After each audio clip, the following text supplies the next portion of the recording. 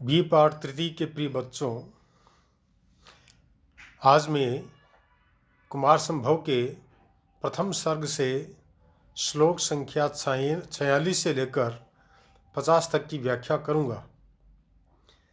आशा है आप उसे सुनकर इसका लाभ उठाएंगे और जो बात समझ में नहीं आएगी उसे आप कभी भी पूछ सकेंगे।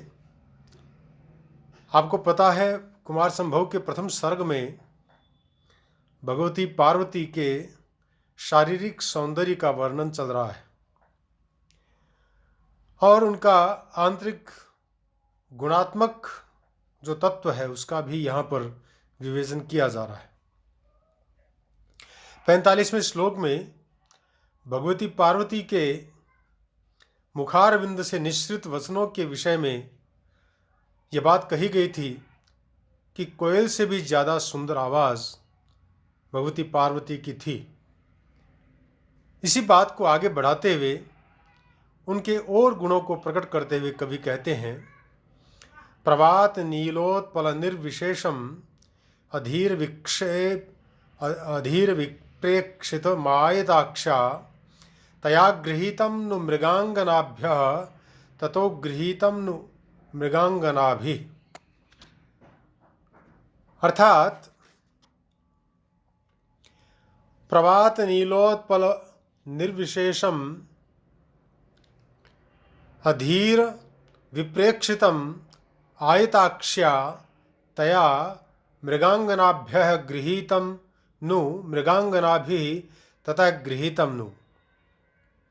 अर्थात विशाल नेत्रों वाली भगवती पार्वती ने प्रबल वायु द्वारा कंपित नीलकमल की भांति चंचल चितवन को हरिणियों से सीखा या हरिणियों ने पार्वती से सीखा, यह प्रश्न भी उठता है। तो इस श्लोक में भगवती पार्वती की चितवन के विषय में वर्णन किया गया है कि उनकी चितवन कितनी सुंदर है। सामान्यतः चितवन की तुलना हरिण की आंखों के साथ की जाती है, लेकिन यहाँ पर जो चितवन है वह हरिण ने या हरिणियों ने भगवती पार्वती से सीखा या पार्वती ने उनसे सीखा, इस प्रकार की बात कह करके और उत्प्रेक्षा का बहुत सुंदर प्रयोग किया गया है। क्योंकि यहाँ पर एक संभावना बनती है, जैसा कि संजीवनी टीका में कहा गया है कि अत्र विवक्षितस्य परस्पर ग्रहणस्य उत्प्रेक्षणात् उत्प्रेक्षा इति केचित्। संदेह अलंकार की भी यहाँ पर कल्पना की जाती है। तदुपजीव संदेहालंकार इत्यन्ये उभयोः संकर इत्यपरे, और दोनों के मिश्रण से यहाँ पर संकर अलंकार बन जाता है। कुछ खास शब्द हैं। विप्रेक्षितम, यह वि और प्र दो उपसर्गों के द्वारा ईक्ष धातु को त प्रत्यय भाव के अर्थ में प्राप्त होने पर बनता है। गृहीतम, ग्रह धातु को यहाँ पर त प्रत्यय की प्राप्ति होने पर यह शब्द बनता है। इस श्लोक में पार्वती की चंचल चितवन का बहुत सुंदर वर्णन किया गया है। आशा है आपने इसे समझा होगा। समास की बात करें तो प्रभाते यत नीलोत्पलम तत्प्रभात नीलोत्पलम सप्तमी तत्पुरुष समास है यहाँ पर। ततः निर्विशेषम आयते अक्षिणी यस्याः सा आयताक्षी बहुव्रीहि समास है। तया आयताक्ष्या, ये तृतीयांत रूप बन जाता है। महाकवि कालिदास फिर कह रहे हैं, तस्याः शलाकांजन निर्मितेव कांतिर्भ्रोरायत लेखयोर्या तां वीक्ष्य लीला चतुरामनंगः स्वचाप सौंदर्य मदम मुमोच। अर्थात आयत लेखयो तस्याः भ्रुवोः शलाकांजन निर्मितेव या कांति लीला चतुरां तां कांतिं वीक्ष्य अनंगः स्वचाप सौंदर्य मदम मुमोच। अर्थात पार्वती की दीर्घ रेखा युक्त शलाका द्वारा अंजन से निर्मित और उसके भांति जो भौहों की कांति है, उस लीला विलास युक्त कांति को देखकर कामदेव ने अपने चाप के सौंदर्य मद को त्याग दिया। अर्थात कामदेव का जो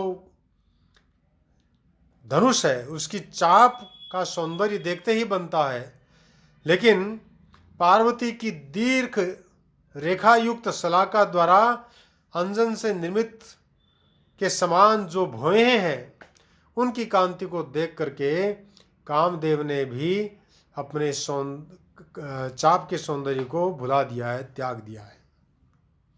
समास है यहाँ पर स्वचापस्य सौंदर्यम इति स्वचाप सौंदर्यम तेन इति स्वचाप सौंदर्येण तेन यह मदः इति तम स्वचाप सौंदर्य मदम।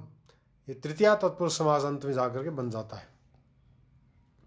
निर्मित शब्द निरुपसर्ग पूर्वक मांग धातु से क्ता प्रत्यय करने पर बनता है। इसी प्रकार से वीक्ष शब्द का निर्माण वी उपसर्ग पूर्वक ईक्ष धातु से त्वा के स्थान पर ल्यप आदेश होने पर बनता है। सौंदर्य शब्द सुंदर शब्द से शय प्रत्यय करने पर बनता है। अर्थात सौंदर्यस्य भाव है सौंदर्यम, अनंगः अर्थात अंग रहित कामदेव के लिए विशेषण है।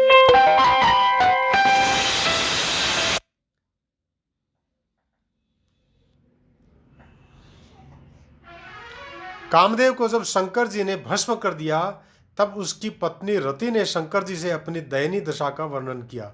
उस समय शंकर जी ने कामदेव को जीवित तो कर दिया, परंतु उसे अशरीरी यानी अंग रहित बना दिया।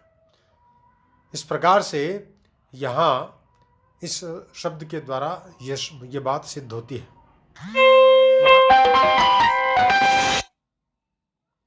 फिर कहते हैं लज्जा तिरश्चाम यदि चेतसि स्यात् असंशयं पर्वतराजपुत्र्यः तम केशपाशं प्रसमीक्ष कुर्युः बालप्रियत्वं शिथिलं चमर्यः। अर्थात तिरश्चाम चेतसि लज्जा स्यात् यदि असंशयं पर्वतराजपुत्र्यः तम केशपाशं प्रसमीक्ष चमर्यः बालप्रियत्वं शिथिलं कुर्युः। अर्थात पशुओं के चित्त में यदि लज्जा भाव का उदय होता तो निसंदेह पार्वती के उस केश कलाप को देखकर चमरी गायें अपनी चमर प्रियता यानी अपनी पूंछ के प्रति ममता को मंद कर देती हैं। अर्थात उनको अपने चमर का गर्व न होता। लज्जा के अभाव के कारण उन्होंने अपनी चमर प्रियता को मंद नहीं किया। यानी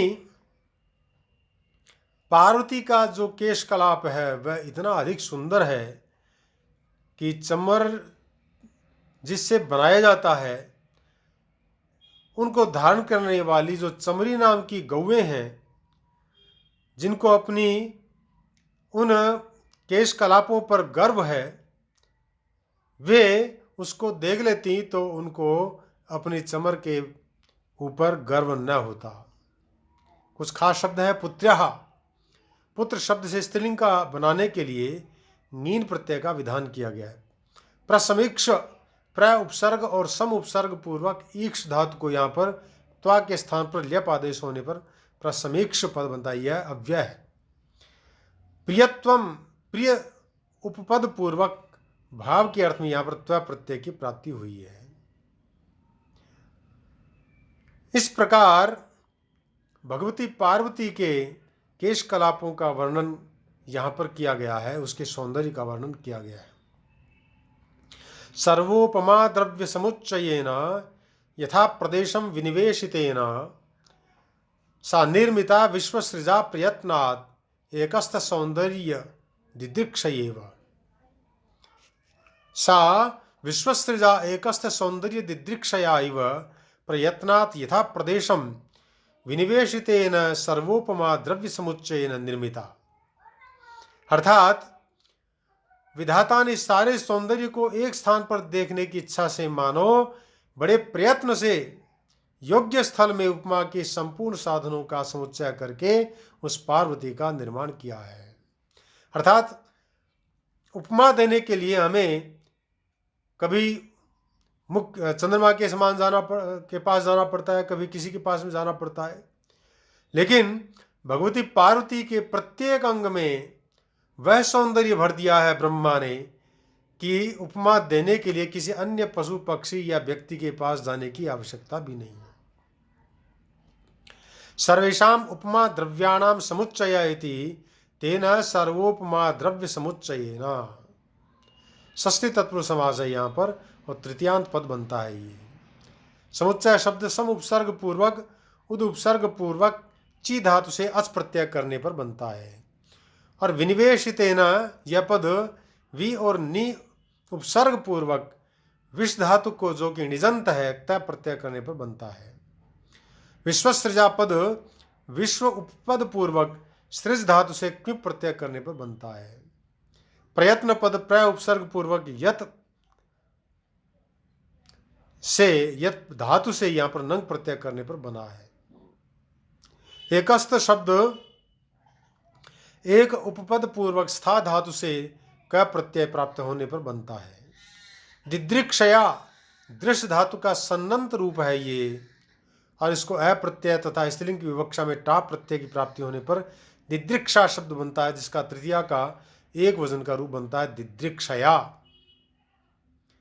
इस श्लोक में संपूर्ण नक्षिक वर्णन का सारांश दिया गया है कि किस प्रकार से विधाता ने पार्वती में सभी प्रकार के सौंदर्य का एकत्रीकरण किया है। महाकवि कालिदास फिर कहते हैं, ताम्नार्दः कामचरः कदाचित् कन्यां किल प्रेक्ष्य पितुः समीपे समादिदेशैक वधूं भवित्रीं प्रेम्णा शरीरार्ध हराम हरस्य। अर्थात अन्वय है इसका, कामचरः नारदः कदाचित् पितुः समीपे कन्यां तां प्रेक्ष्य किल प्रेम्णा हरस्य शरीरार्ध हराम एक वधूं भवित्रीं समादिदेश। अर्थात इच्छानुसार विचरण करने वाले देवर्षि नारद जी ने किसी समय पिता हिमालय के समीप में उस कन्या यानी पार्वती को देखकर बड़े प्रेम से कहा कि यह शंकर के अर्ध शरीर को हरण करने वाली यानी अर्धांगिनी एकमात्र पत्नी होगी, यानी भगवान शंकर के साथ में इसका विवाह होगा। इस बात को महर्षि नारद ने जब उन्हें देखा तभी कह दिया था।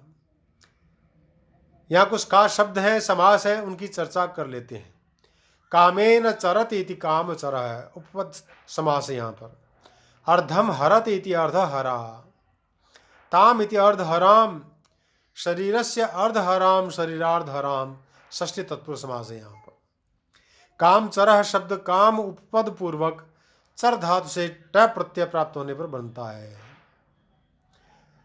प्रेक्ष शब्द प्र उपसर्ग पूर्वक इक्स धातु को त्वा के स्थान पर लेप प्राप्त होने पर बनता है।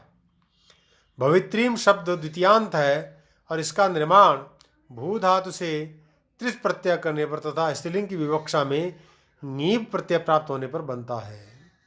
हराम हर धातु से यहाँ पर अस प्रत्यय प्राप्त होने पर हर ऐसा हरह पद बनता है और हराम यह स्त्रीलिंग की विवक्षा में टा प्रत्यय प्राप्त होने पर द्वितीया के एक वचन में बनता है। पार्वती के विषय में नारद जी ने ये भविष्यवाणी की थी, जिसका इस श्लोक के अंदर वर्णन किया गया है कि इसका विवाह भगवान शंकर के साथ में होने वाला है। प्रिय बच्चों, आज हम इस प्रकरण को यहीं पर समाप्त करते हैं। आगे के प्रकरण का विवेचन करने के लिए हम फिर अगले वीडियो में प्रस्तुत होंगे। तब तक के लिए जयतु संस्कृतम जयतु भारतम।